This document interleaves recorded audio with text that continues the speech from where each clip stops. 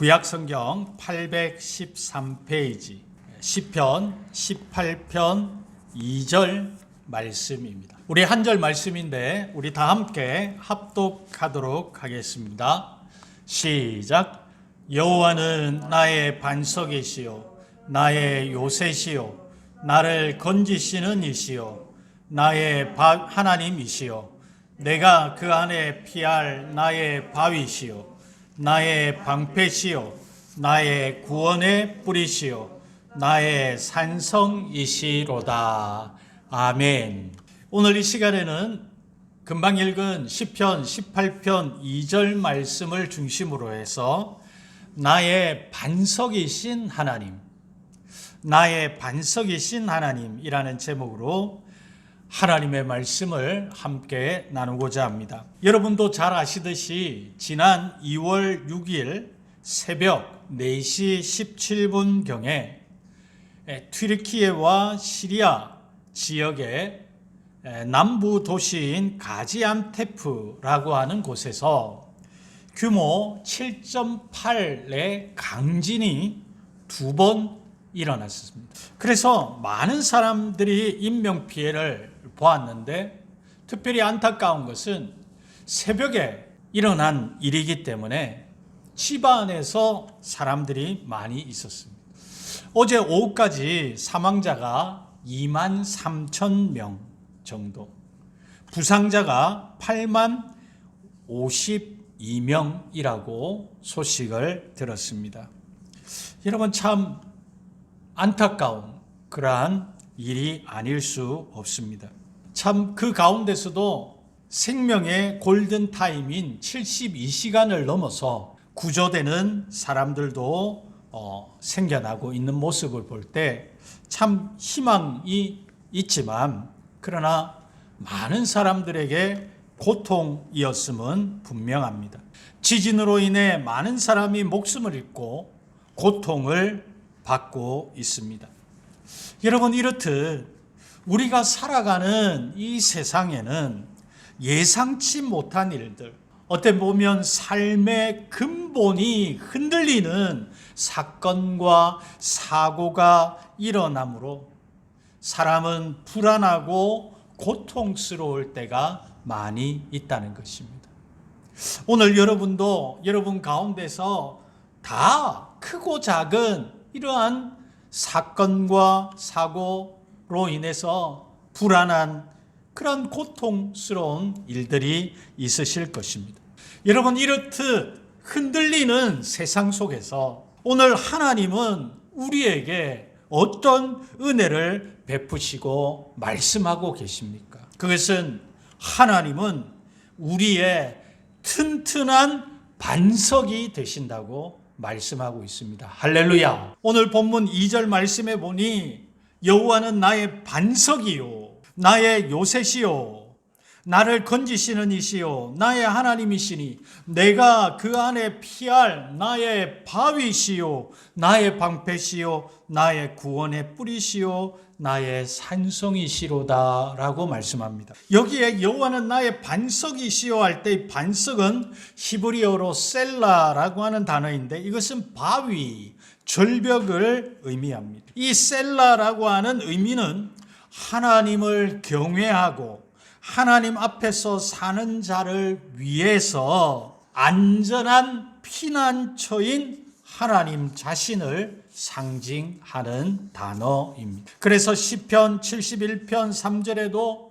주는 내가 항상 피하여 숨을 바위가 되소서. 주께서 나를 구원하라 명령하셨으니 이는 주께서 나의 반석이시요 나의 요새이심이니이다 라고 말씀하고 있습니다. 또한 여러분 바위라고 하는 히브리어는 추르라고 하는 단어인데 이것도 바위, 반석, 절벽을 의미하는 것입니다. 여기에서 이 하나님이 여호와는 반석이시다라고 하는 것은 여호와는 돌로 조각한 우상이 아니라는 뜻이에요. 그러므로 전적으로 저와 여러분은 하나님을 의지할 수 있다는 뜻으로 쓰인 단어가 여호와는 나의 피할 바위시라 하는 그러한 단어입니다.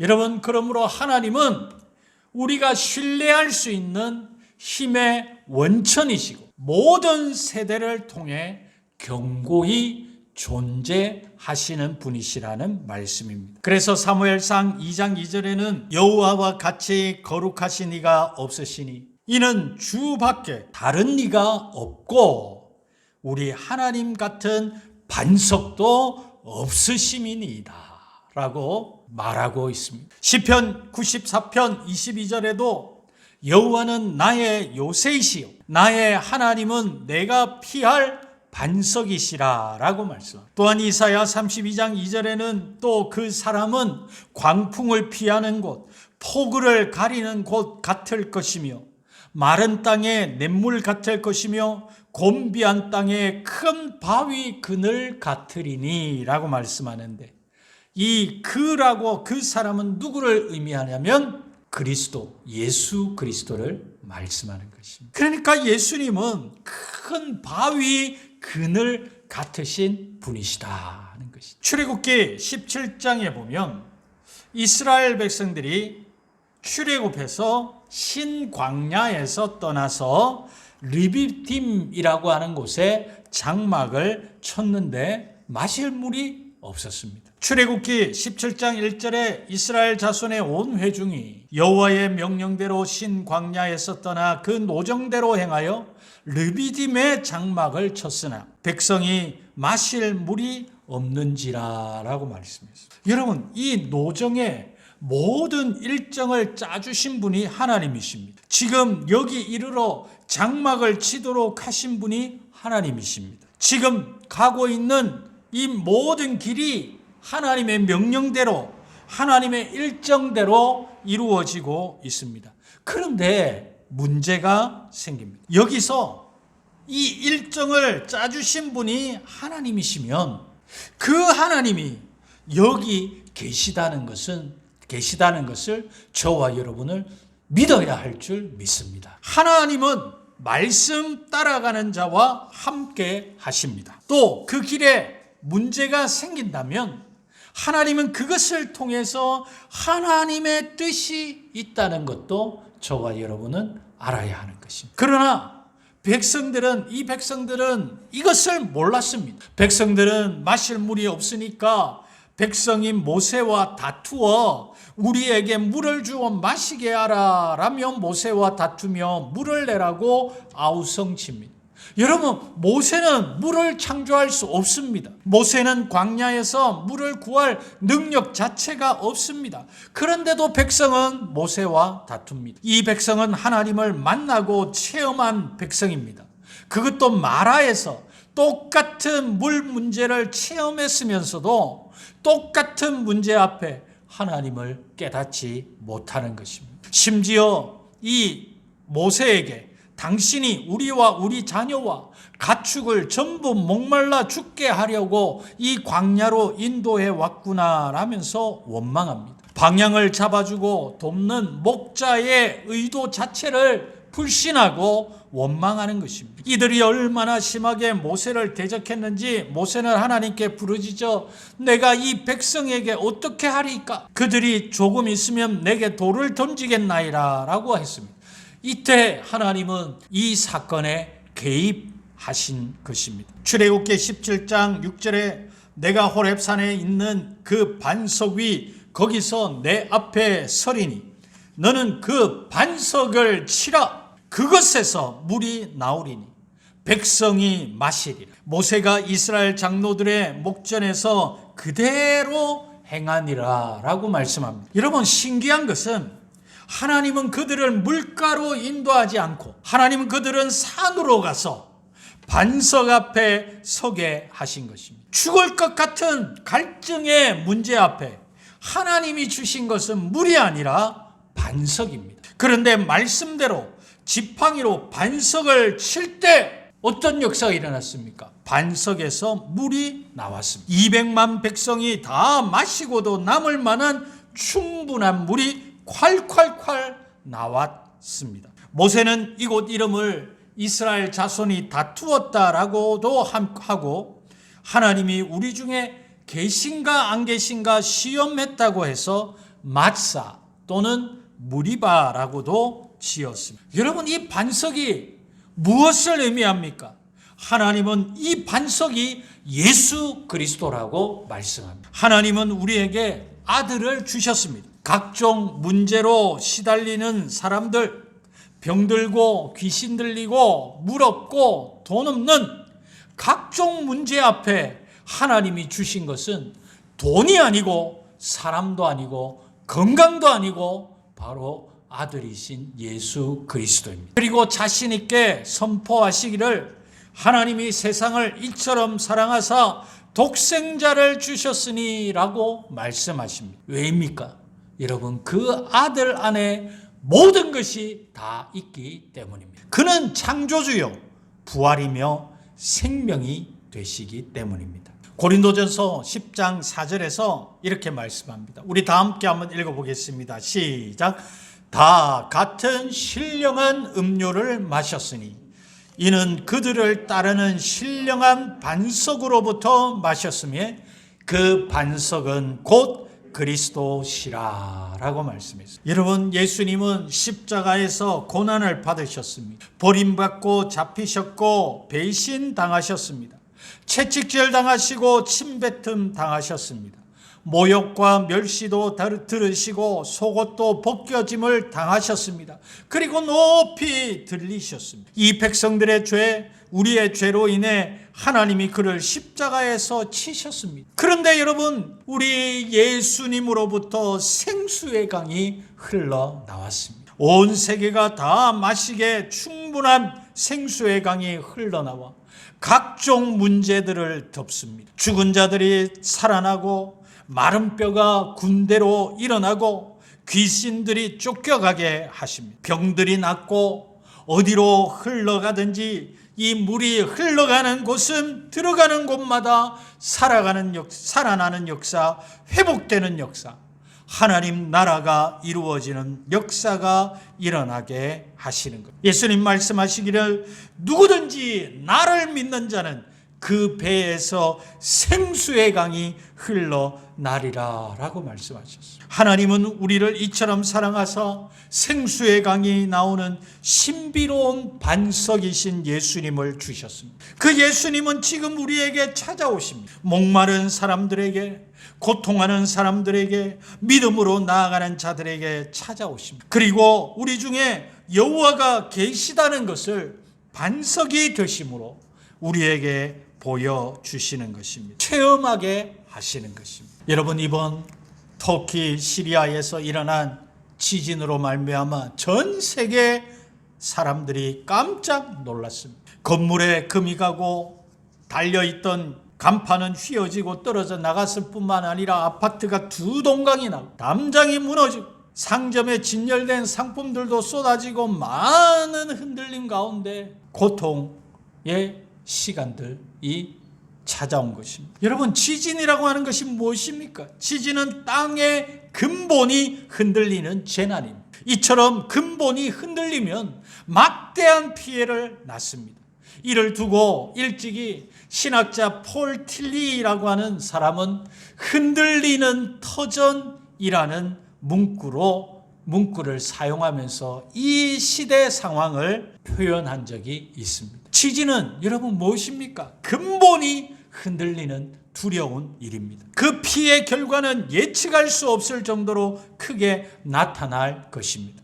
땅이 흔들리듯 우리 인생도 터전이 흔들릴 때가 있습니다. 뜻하지 않은 위기를 당할 때, 사랑하는 사람과 헤어질 때, 원하던 바가 이루어지지 않을 때 우리는 삶의 기초가 흔들리는 체험을 하게 되는 것입니다. 그러기에 여러분, 우리에게는 든든한 기초가 필요한 것입니다. 현세를 흔들리는 터전으로 규정했던 폴 틸리 신학자는 하나님을 우리의 존재의 근거라고 설명을 했습니다. 인생의 근본을 흔드는 사건이 찾아올 때도 여전히 우리 주 예수 그리스도는 우리에게 굳건한 반석이 되시는 것입니다. 예수님은 우리 인생에 흔들리지 않는 기초가 되어 주시는 것입니다. 그래서 굳건한 반석이시니 그 위에 내가 서리라 라고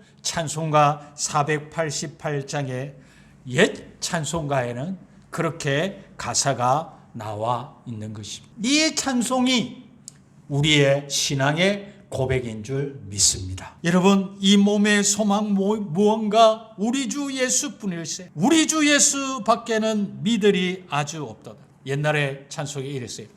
굳건한 반석이시니 그 위에 내가 서리라. 그 위에 내가 서리라.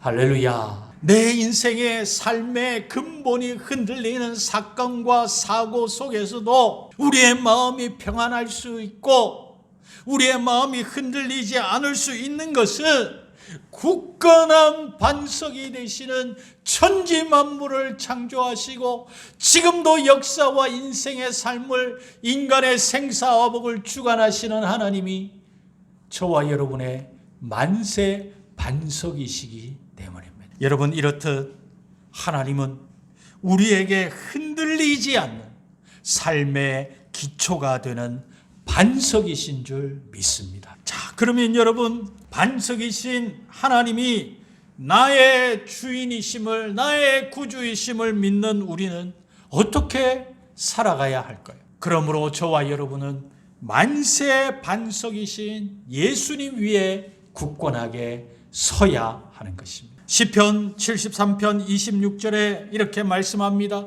내 육체와 마음은 쇠약하나 하나님은 내 마음의 반석이시요 영원한 분깃이시니라 라고 말씀합니다. 시편 기자는 쇠약한 자신을 알았습니다. 그러므로 하나님을 자신의 쇠약한 마음의 반석이요 영원한 분깃으로 삼았다는 것입니다. 그러므로 저와 여러분도 하나님을 우리의 마음의 반석으로 삼으십시다. 시편 62편 7절에도 나의 구원과 영광이 하나님께 있으며 내 힘의 반석과 피난처도 하나님께 있도다 라고 있습니다. 여러분, 내 힘의 근원이 나 자신이 아닙니다. 우리의 힘의 근원은 하나님이신 줄 믿습니다. 이사야 26장 4절에도 너희는 여호와를 영원히 신뢰하라. 주 여호와는 영원한 반석이심이로다 라고 있어요. 여러분, 하나님은 어느 한 시점만, 어느 한 순간만 우리의 반석이 아니라 영원한 반석이라고 말씀. 시편 31편 2절에도 내게 귀를 기울여 속히 건지시고 내게 견고한 바위와 구원하는 산성이 되소서라고 말씀. 내가 마음이 약하고 불안하고 초조하고 삶이 근본이 흔들리는 사건과 어떤 일들 속에서도 하나님 앞에 기도하는 것입니다. 하나님, 나의 견고한 바위가 되소서. 하나님, 그것이 견고한 바위이신 만세 반석이신 예수님 위에 서는 것이죠. 마태복음 7장에 보면 예수님은 산상수원의 결론으로 예수님은 다음과 같은 비유를 하시면서 말씀으로 결론을 맺고 있습니다. 마태복음 7장 24절에는 그러므로 누구든지 나의 이 말을 듣고 행하는 자는 그 집을 반석 위에 지은 지혜로운 사람 같으리니 라고 말씀합니다. 여러분, 말씀이 되신 예수님을 나의 삶의 기초로 삼아 인생의 집을 짓는 자는 그 집을 반석 위에 지은 지혜로운 사람이라고 말씀하시는 것입니다. 이러한 반석 위에 지은 집은 25절에 계속해서 비가 내리고 창수가 나고 바람이 불어 그 집에 부딪히되 무너지지 아니하느니 이는 주추를 반석 위에 놓은 까닭이요 라고 말합니다. 이 말씀을 누가복음 6장 48절에는 집을 짓되 깊이 파고 주추를 반석 위에 놓은 사람과 같으니 큰 물이 나서 탕류가 그 집에 부딪히되 잘 지었기 때문에 능히 요동하지 못하게 하였거니와 라고 말씀. 여러분, 반석 위에 주추를 놓은 사람은 비가 오고 큰 물이 넘치고 바람이 불어서 그 집에 부딪히지만 무너지지 않는다는 것이. 왜? 만세 반석 대신 예수님 위에 놓았기 때문에, 잘 지었기 때문에 요동하지 않는다라고 말씀합니다. 여러분, 우리가 비행기를 탈 때가 있잖아요. 비행기를 탈 때마다 참 놀라워요. 그 많은 사람들과 그 무거운 짐을 다 싣고도 다른 나라 유럽이나 이런 데 보면 10시간이 넘도록 하늘을 날아가. 그리고는 곧 정해진 시간에 정해진 장소에 무사히 도착을 합니다. 그런 걸 보면 인간의 능력이 참으로 대단하다 하는 생각이 들게 됩니다. 그렇지만 동시에 인간은 또한 얼마나 약한지 모르는 것입니다. 이번 튀르기예와 시리아에서 일어난 지진으로 사람들은 큰 충격을 받았습니다. 우리는 지진을 통해 인간이 너무나 연약한 존재라는 것을 깨닫게 되었습니다. 우리는 때로 육신의 질병으로 고통받거나 또 때로는 무심코 들은 한마디의 말로 인해서 큰 상처를 입기도 하는 것입니다. 이렇게 약한 인간 앞에는 두 갈래의 길이 놓여 있습니다. 먼저는 포기하고 절망하고 아무렇게나 되라고 자포자기하는 경우가 있습니다. 또 다른 한 가지는 나의 약함을 솔직히 인정하고 더욱 하나님께 가까이 나아가는 길입니다. 성경에 나오는 믿음의 사람들도 우리처럼 약함을 경험했습니다. 그런데 그들은 약함을 통해서 하나님을 찾았습니다. 여러분, 이것이 우리가 사는 길인 줄 믿습니다. 이 세상은 강한 자에게 눈높이가 맞춰져 있습니다. 그래서 성적이 좋고 스펙이 좋은 자들이 인정을 받습니다.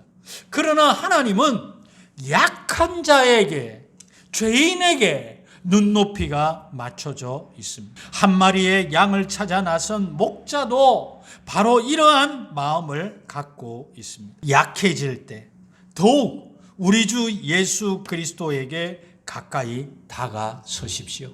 고통은 하나님께서 우리를 부르시는 주님의 음성이기 때문입니다. 여러분, 그러므로 저와 여러분은 반석이신 하나님을 가까이 해야 합니다. 하나님이 나의 반석이심을 고백하며 믿음으로 나아가야 할 줄 믿습니다. 저는 말씀을 맺으려고 합니다. 여러분, 우리는 강력한 지진으로 인해 고통하는 많은 사람들을 보았습니다. 땅이 흔들리듯 우리 인생도 터전이 흔들릴 때가 많습니다. 그런데 하나님은 우리 인생의 튼튼한 반석이시라고 말씀하십니다.